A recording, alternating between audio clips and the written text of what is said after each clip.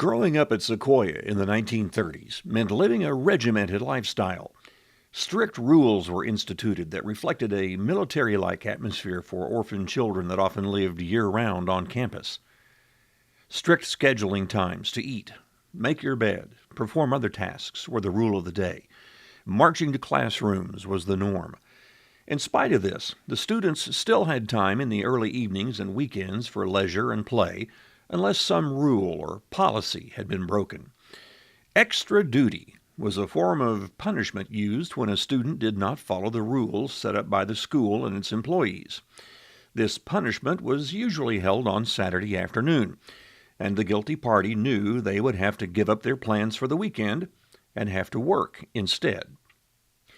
Sequoyah faculty member Don Franklin relates a story from Betsy Benge, a 1935 graduate of Sequoyah Schools. She and another female student were given extra duty one weekend in the early 1930s, and the results of that punishment can still be seen on the campus of Sequoyah. Just what rule was broken has long since been forgotten, but the punishment was to plant 2 trees by one of the school buildings. When Saturday afternoon arrived, the girls got shovels and went to work. The girls were told how big to dig the holes and just how deep they should be. The holes must be in adequate size before the trees could be planted. If the holes were not of sufficient size, the tree might not survive, and trees were too valuable to not plant correctly. So the girls went to work. They dug, and they dug, and they dug. Before they'd gone very far, they hit a rock. After digging around that rock, they hit another one. This rock had to be dug out too before they could go any further.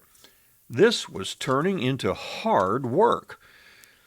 The 2 girls felt like they must have hit a rock every time they put a shovel in the ground. All these girls had to do was dig 2 holes and plant 2 trees. After that was done, they were free to do as they pleased the rest of the afternoon. They wondered why there were so many rocks getting in the way. This was really hard work. Well, finally, the girls got the first hole of sufficient size. 1 hole down, 1 to go. The only trouble was that it was getting late in the day. It was almost time for supper, and they still had to dig another hole and plant both the trees. I wondered what they were going to do. Then an idea came to them. Why not plant both trees in the same hole? Digging 2 holes was too much work anyway. Well, they did exactly that. They planted both trees in the 1 hole. After all, the hole was of the correct size and depth they were told to plant the trees in, and at the rate they were going, they'd be working all night long to dig that second hole. Why dig hole number 2 when they already had 1?